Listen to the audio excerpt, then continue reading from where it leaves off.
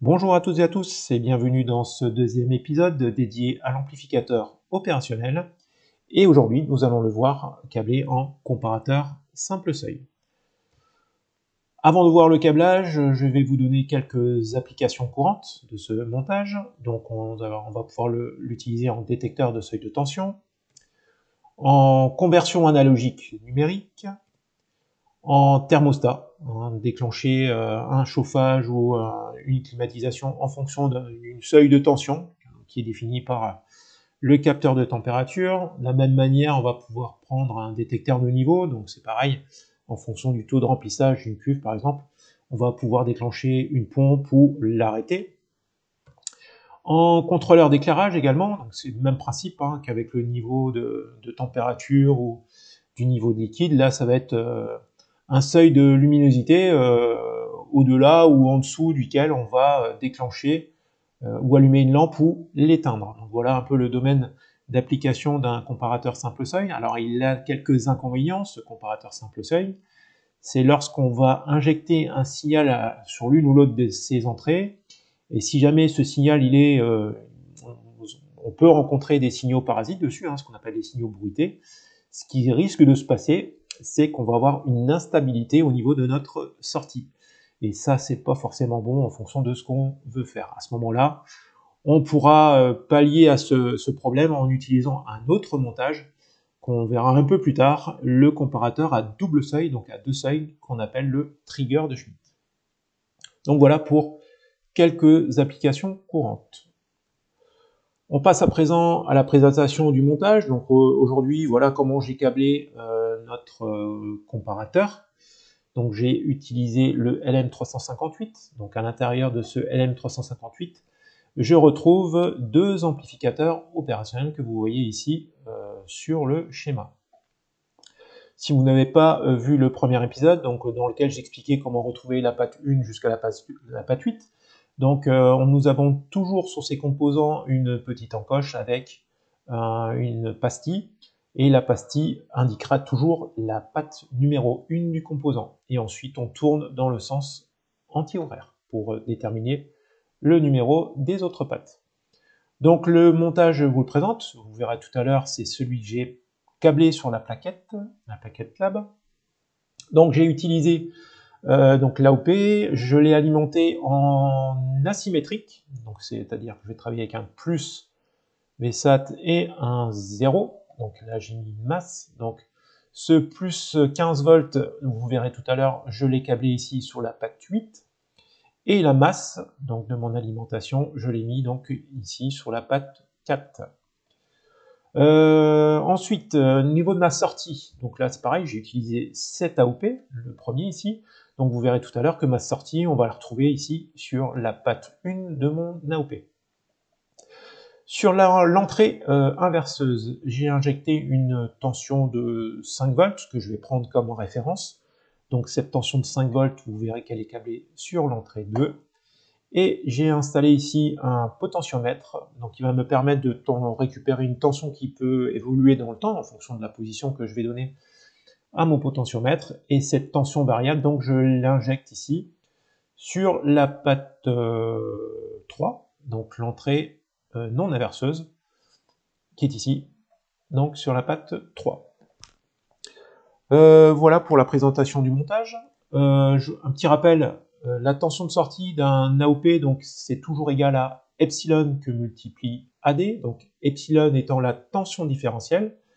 Donc c'est la différence de tension qu'il va y avoir entre la patte E+, ici, et la patte E-.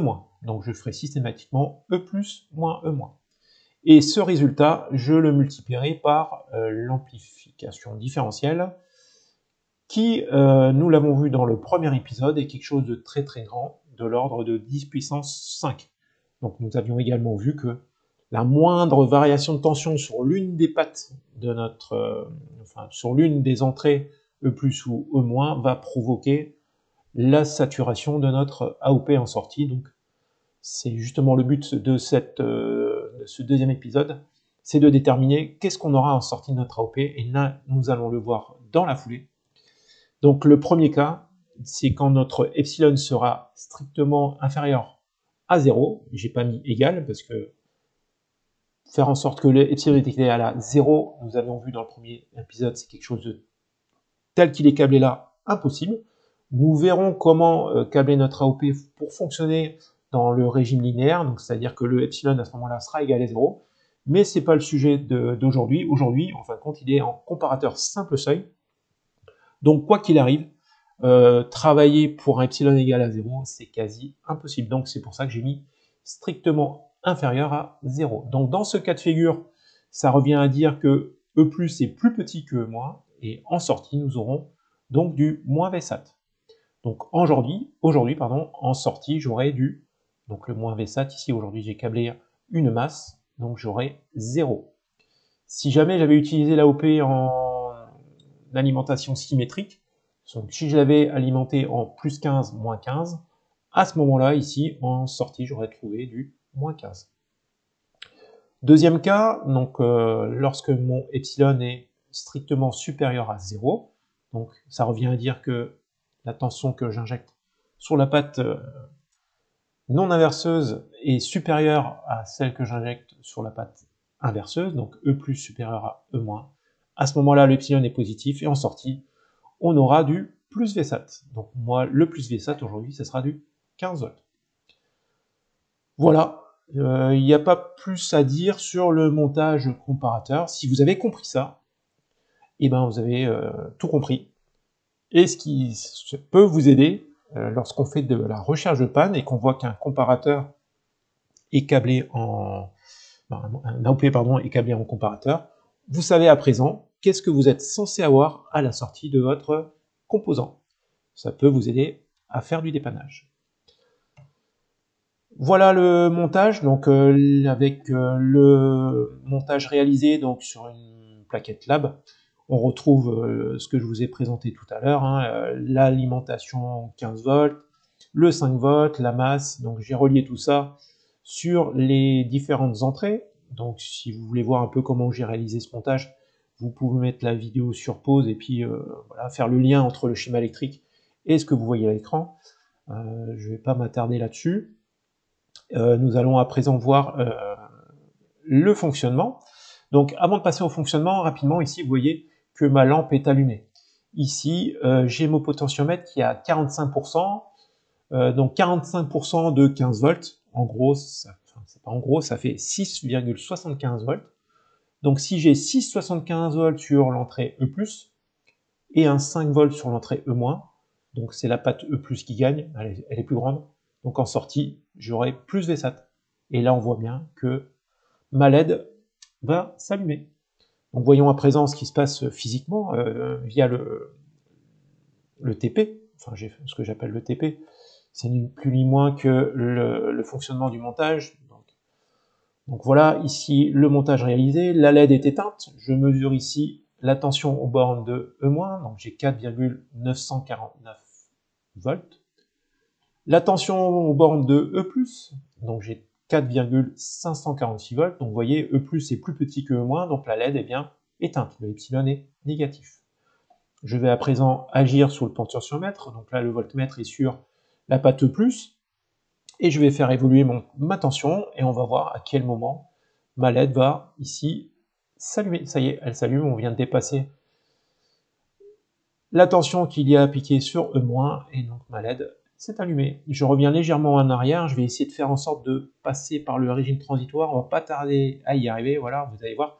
Regardez la LED, hop, elle commence à s'éteindre légèrement, on est en phase transitoire, mais dès que je vais descendre en dessous de 4,95, ma LED, elle s'éteint. Voilà, c'est rien de plus compliqué, c'est un des montages les plus simples. Et donc pour résumer cet épisode 2, donc dédié à l'amplificateur opérationnel câblé en comparateur simple seuil, donc il faut retenir qu'une seule chose, c'est que lorsque mon epsilon est négatif, strictement inférieur à 0, en sortie j'aurai donc du moins VSAT, donc en fonction de l'alimentation que vous aurez choisi, vous savez ce que vous êtes censé obtenir.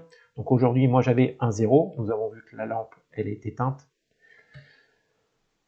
Lorsque notre epsilon est positif, strictement supérieur à 0, à ce moment-là en sortie, j'aurai du plus VSAT. Aujourd'hui, j'avais mis une alimentation de plus 15, j'aurais pu mettre du 5 volts. À ce moment-là, j'aurais eu 5 volts en sortie.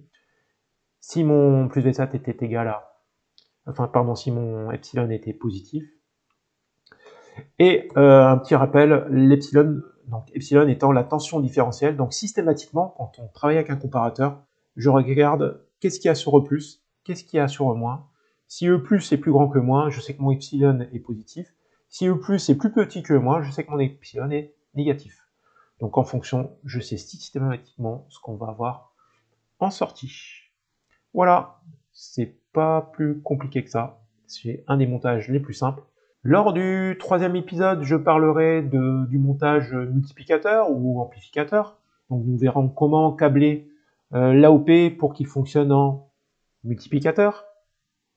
Et donc si le sujet vous intéresse et que vous n'êtes pas encore abonné à ma chaîne, je vous invite à vous y abonner, ce qui vous permettra d'être au courant de la sortie des différents épisodes. En attendant, je vous remercie pour votre attention et je vous dis à bientôt.